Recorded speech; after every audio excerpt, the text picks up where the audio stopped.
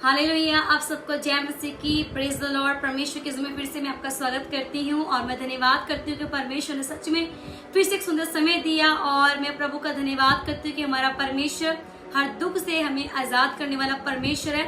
हमारा परमेश्वर भला और सामर्थी परमेश्वर है। तो आइए छोटे से वचन से सीखते कि परमेश्वर कैसे एक धर्मी की लाइफ में काम करता है और कैसे एक धर्मी व्यक्ति को दुखों से आजाद करता है। तो आइए हम वचन संहिता 34 का 19 पढ़ेंगे कि परमेश्वर कैसे उस वचन में हमसे बात कर रहे हैं। तो आइए वचन को पढ़ेंगे। धर्मी पर बहुत सी विपत्तियां तो पड़ती हैं, परंतु यहोवा उसको उन सब से मुक्त करता है। हालेलुया। परमेश्वर का वचन में बता रहा है कि धर्मी की लाइफ में बहुत सी विपत्तियां तो आती है, परंतु परमेश्वर उन सब से हमें मुक्त करता है। तो परमेश्वर का इसमें वचन हमें सिखा रहा है कि जब एक मसीह व्यक्ति प्रभु में होकर चलता है और जब वो बढ़ना शुरू करता है तो उसके लाइफ में क्या आती है, दुख भी आती है, बीमारियां आती हैं, प्रॉब्लम्स आती है, हर तरह की बीमारी उसकी लाइफ में आती है। लेकिन परमेश्वर उनसे क्या करता है, हमको आजाद करता है। लेकिन परमेश्वर में आजाद कब करेगा? जब हम उस दुख के समय में परमेश्वर से प्रार्थना करेंगे, जब हम यहोवा को पुकारेंगे और प्रभु जब हमें प्रार्थनाओं के द्वारा सामर्थ्य देगा और बल देगा उन पे जय पाने के लिए, तो वो सब विपत्तियां, वो सब बीमारियां, वो सब लाचारियां, वो सब कमजोरियां, वो सब दुख हमारी लाइफ से परमेश्वर जड़ से उखाड़ फेंकेगा।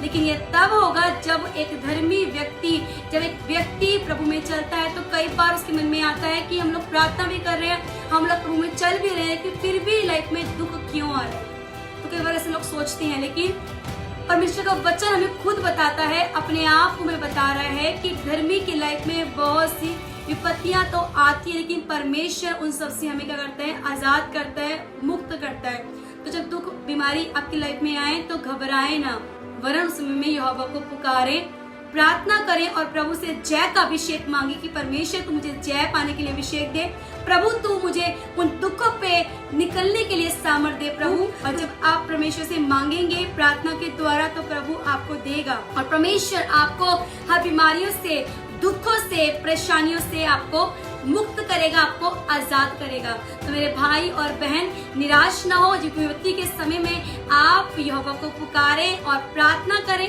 और जब आप प्रार्थना करेंगे तो परमेश्वर की निराशाओं को आनंद में, खुशी में बदल देगा और आपकी विपत्तियों को जो आपके ऊपर आती हैं उसे खुशी से भर देगा। उस विपत्तियों को परमेश्वर खुद बदल देगा आपकी लाइफ में, बीमारियों को निकाल के जड़ से फेंकेगा, दुखों को आपकी लाइफ से मुक्त करेगा, आपको उनसे आजाद करेगा, उन प्रॉब्लम से परमेश्वर आपको छुड़ाएगा।